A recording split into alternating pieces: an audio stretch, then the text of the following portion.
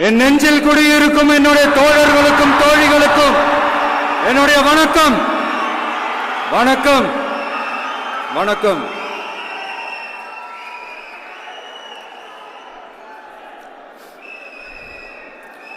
கதறல் சத்தம்லாம் எப்படி இருக்கு?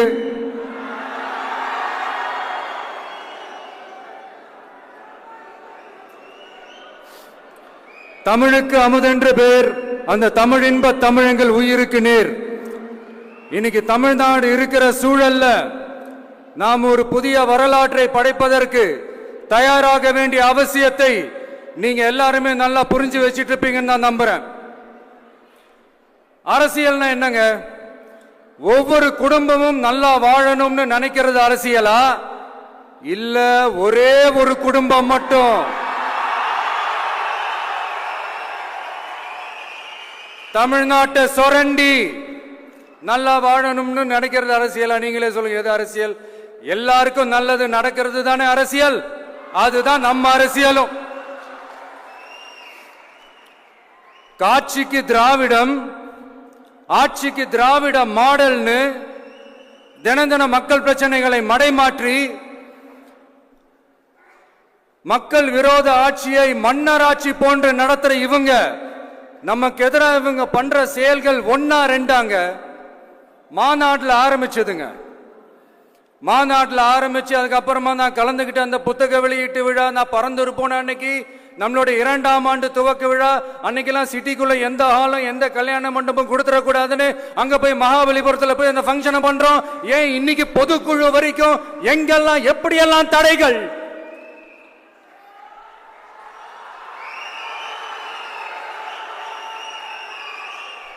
ஆனா அத்தனை தடைகளையும் தாண்டி நம்மளுடைய தோழர்கள் சந்திப்பு நிகழ்ச்சிகள், மக்கள் சந்திப்பு நிகழ்ச்சிகள் தொடர்ந்து நடந்துகிட்டு தான் இருக்கும். அது தொடர்ந்து நடக்கும்.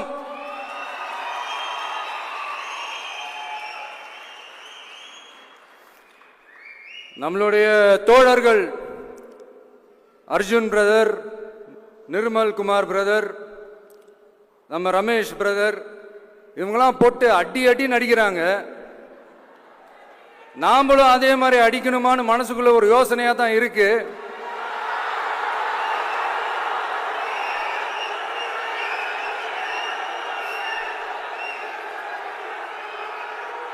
ரைட்.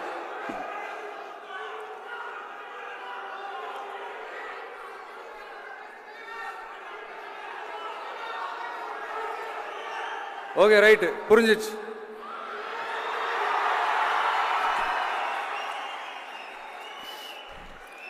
மாண்புமிகு மன்னராட்சி முதல்வர் அவர்களே,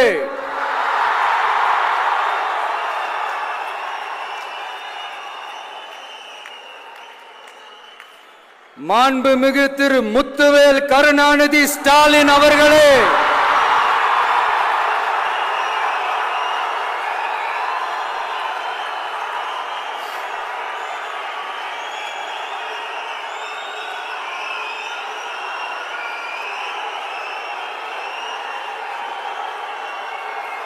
பேரை மட்டும் வீராப்பா சொன்ன பத்தாதவர்களே, செயல்லையும் ஆட்சியிலையும் அதை காட்டணும் அவர்களே.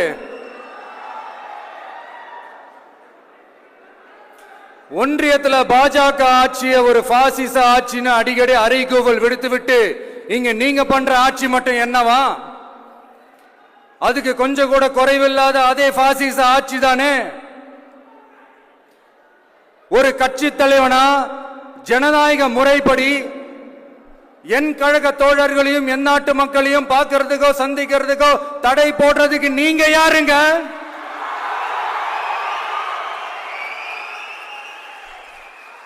தடையை மீறிய மக்களை பார்க்கணும்னு முடிவு பண்ணிட்டா போயே தீருவேன். சட்டத்தை மதிக்கணும்ன்ற ஒரே காரணத்துக்காக தான் அமைதியா இருக்கிறேன்.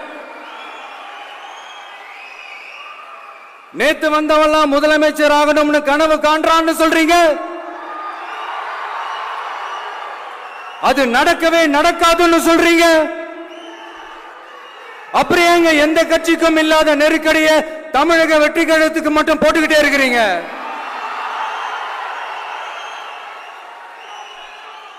அணை போட்டு ஆத்த வேணும்னா தடுக்கலாம், காத்த தடுக்க முடியாது. அதையும் மீறி தடுக்கணும்னு நினைச்சீங்கன்னா சாதாரணமா இருக்கிற காத்து சூறாவளியா மாறும். ஏன் சக்தி மிக்க புயலா கூட மாறும். எனது அருமை தமிழக வெற்றி கழக தோழர்களே, நான் மாநாட்டில் ஒரு விஷயத்தை ரொம்ப வலியுறுத்தி சொன்னேன். அதே தான் இங்க நான் திரும்பவும் ரிப்பீட் பண்றேன். இந்த மண் பிளவுவாத சக்திகளுக்கு எதிரான மண், சகோதரத்துவ மண், சமய நல்லிணக்கத்தை பேணும் சமூக நீதிக்கான மண். இதை நம்ம பாதுகாத்தே தீரணும். உங்க எல்லாரையும் வேண்டி வேண்டி கேட்டுக்கிறேன். தமிழ்நாட்டிலிருந்து பல பகுதிகளிலிருந்து வர செய்திகள்லாம் கேட்கும் போது மன உளைச்சலையும் மன வேதனையும் தரதாகவே இருக்கு. சட்டம் ஒழுங்குன்னு ஒன்று இருக்கிறதாவே தெரியல. அதுக்கெல்லாம் இந்த கரப்ஷன் கபடதாரிகள் கவர்மெண்ட் தான் காரணம். இந்த நிலைமை மாறணும். அதுக்கு இருக்கிற ஒரே வழி, இங்க உண்மையான மக்களாட்சி மலரணும். அது வரணும்னா இவங்கள மாத்தணும்.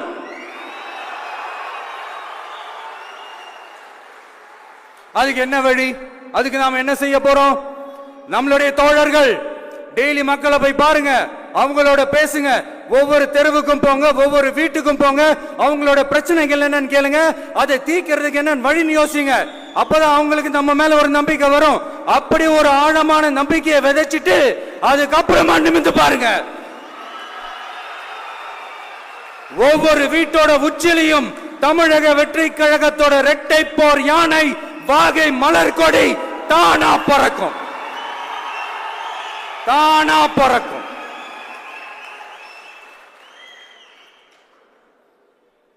மாண்புமிகு மன்னராட்சி முதல்வர் அவர்களே,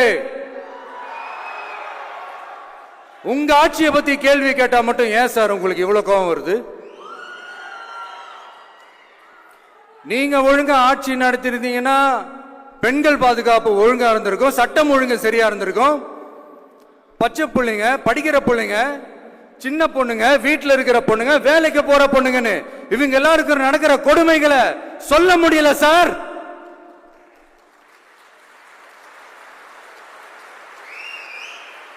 இதுல வேற உங்களை அப்பான்னு வேற கூப்பிடுறாங்கன்னு சொல்றீங்க.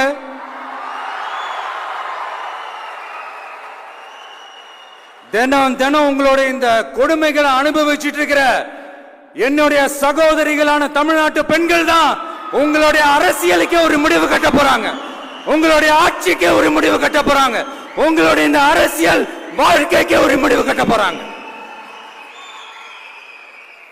சரி, பெண்களோட லைஃப் தான் இப்படி போராட்டமா இருக்குன்னு பார்த்தா இங்க எத்தனை போராட்டங்கள்?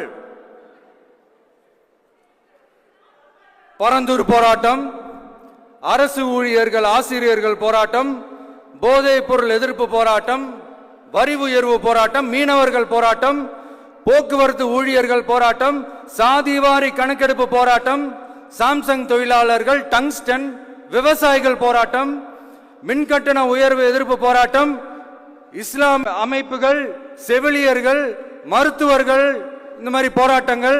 இதெல்லாம் சும்மா சாம்பிள் தான். இது இன்னும் சொல்லிட்டே போலாம், இந்த நாள் பத்தாது. ஆனா இந்த எல்லா போராட்டங்களுக்கும் தமிழக வெற்றி கழகம் கூட நிற்கும்.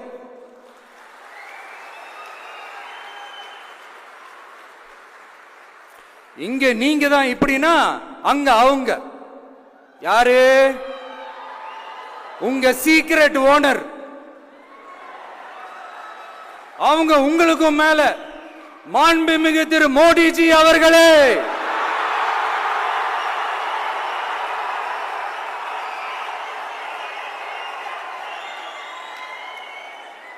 என்னமோ உங்க பேரெல்லாம் சொல்றதுக்கு எங்களுக்கு ஏதோ ஒரு பெரிய பயம் மாதிரியும் அப்படி ஒரு விஷயத்த சொல்லிடுறது. பேரை சொல்லணும், பேரை சொல்லணும், பேரை. நான் ஒரு படத்துல சொல்லுவேனே, லியோவை பார்க்கணும், லியோவை பார்க்கணும், லியோவை பார்க்கணும்.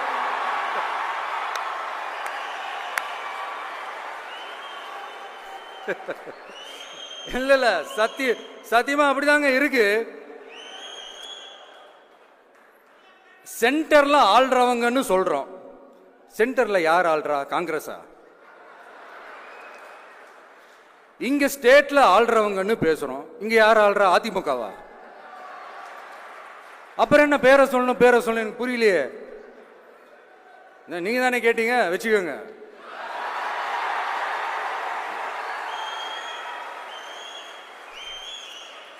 ஓட்டுக்காக காங்கிரஸ் கூட தேர்தல் கூட்டணி, கொள்ளையடிக்கிறதுக்காக உங்களோட அதாவது பாஜகவோட மறைமுக அரசியல் கூட்டணி,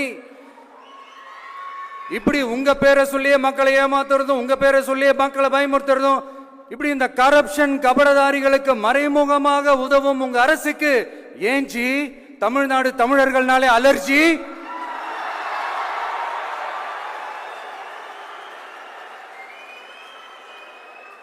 தமிழ்நாட்டிலிருந்து வர ஜிஎஸ்டியே கரெக்டா வாங்கிக்கிறீங்க, ஆனா தமிழ்நாட்டுக்கு பட்ஜெட்ல நிதி ஒதுக்க மாட்டேங்கிறீங்க. இங்க படிக்கிற நம்ம பிள்ளைங்களோட படிப்புக்கு நிதி ஒதுக்க மாட்டேங்கிறீங்க, ஆனா மும்மொழி கொள்கையை திணிக்கிறீங்க. டீலிமிட்டேஷன் என்ற பேர்ல தமிழ்நாட்டோட பார்லிமெண்ட் சீட்ஸ்லயும் கை வைக்க பாக்குறீங்க. ஒரே நாடு ஒரே தேர்தல் நீங்க ஸ்டார்ட் பண்ணப்பவே புரிஞ்சிருச்சு பிரதமர் சார் உங்க பிளான் என்னன்னு, எங்கெல்லாம் எப்படியெல்லாம் எந்த திசைகள் எல்லாம் இந்த நாட்டை கொண்டு போலாம்னு. சார் உங்ககிட்ட நாங்க சொல்லிக்கிறதெல்லாம் தமிழ்நாட்டை கொஞ்சம் கேர்ஃபுல்லா ஹேண்டில் பண்ணுங்க சார்.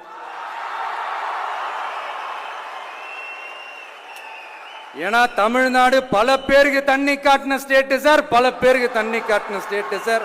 பார்த்து செய்யுங்க சார், மறந்துடாதீங்க சார்.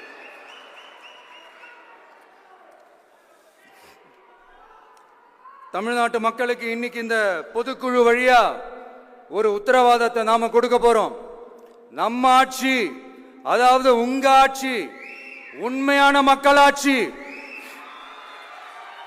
தமிழக வெற்றி கழகம் தலைமையிலான அறுதி பெரும்பான்மை பெற்ற ஆட்சி, அதே சமயத்தில் அதிகார பகிர்வுடன் கூடிய ஆட்சி. அப்படி இந்த ஆட்சி அமைஞ்சதும் பெண்கள் பாதுகாப்பை 100% உறுதி செய்வோம்.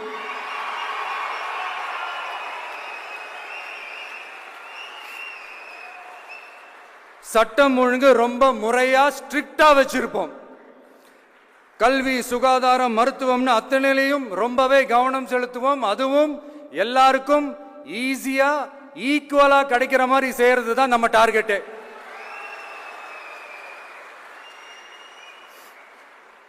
அரசு ஊழியர்கள், ஆசிரியர்கள், போக்குவரத்து தொழிலாளர்கள், மின்சார வாரிய ஊழியர்கள்னு தொழிலாளர்கள் பக்கமும் நாம கண்டிப்பா துணையா நிற்போம். ஏன்னா நாம எப்பவுமே உழைக்கிறவங்க பக்கம்தான்.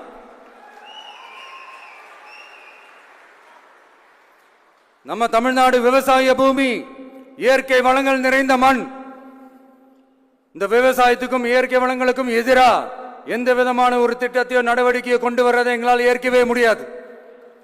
எங்க மண்ணை மக்களை பாதிக்கிற மாதிரி திட்டங்களை தயவு செஞ்சு செயல்படுத்தாதீங்க, அதை நாங்கள் எதிர்க்கவே செய்வோம். தமிழ்நாட்டை எல்லா வகையிலும் பாதுகாக்க வேண்டியது எங்களுடைய உரிமை, கடமை, கொள்கை எல்லாமே. The fundamental strength of politics is uncompromising principles and ideologies. Periyar's social justice, Kamarajar's honest administration, Ambedkar's equal justice and equal opportunity, Velu Nachiyar's social inclusivity and communal harmony, Anjali Amal's fighting for water resources were the reasons for choosing them as our party's ideologues and policy leaders. I would like to mention here with pride that we are the first political party to declare two historic women icons who are India's freedom fighters from Tamil Nadu as our party's ideologues and policy leaders. இப்படி ஒரு ஆழமான நம்பிக்கையுடன் வரும் 2026 தமிழ்நாடு சட்டமன்ற தேர்தலில் ஒரு மாபெரும் அரசியல் மாற்றத்தை கொண்டு வந்து மக்கள் சக்தியின் உதவியுடன் மக்கள் விரும்புகிற ஒரு நல்ல அரசை அமைப்பதில் உறுதியாக இருப்பதால்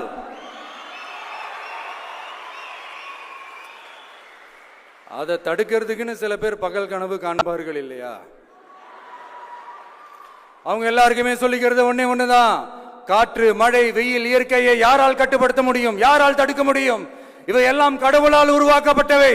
அப்படிதான் எம் மக்களுக்கான அரசியலையும் யாராலும் தடுக்க முடியாது. அரசியல் சூறாவளியையும் தேர்தல் சுனாமியையும் தடுப்பார் எவர். அப்படிதான் எம் மக்களுக்கான அரசியலையும் அந்த வெற்றியையும் யாராலும் தடுக்க முடியாது. அப்படி தடுக்கணும்னு நினைக்கிறவங்களோட கனவு ஒரு நாளும் மெய்ப்படாது. Before concluding my speech, few words from William Blake. Men may come, men may go, but I go on forever.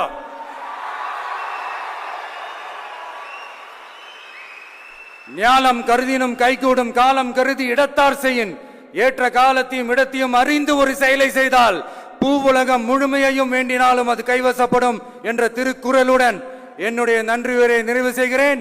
பார்த்துக்கிட்டே இருங்க.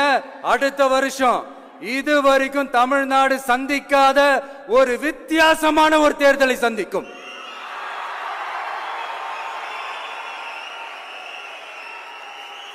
ரெண்டு பேருக்கு நடுவுல தான் போட்டியே. ஒன்னு டிவிகே, இன்னொன்னு டிஎம்கே.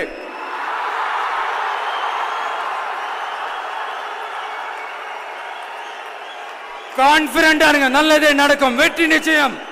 மீண்டும் சந்திக்கும் வரை நன்றி, வணக்கம். சம்மர் ஹாலிடேஸ் வந்தாச்சு, நம்ம ஜிடி ஹாலிடேஸும் வந்தாச்சு.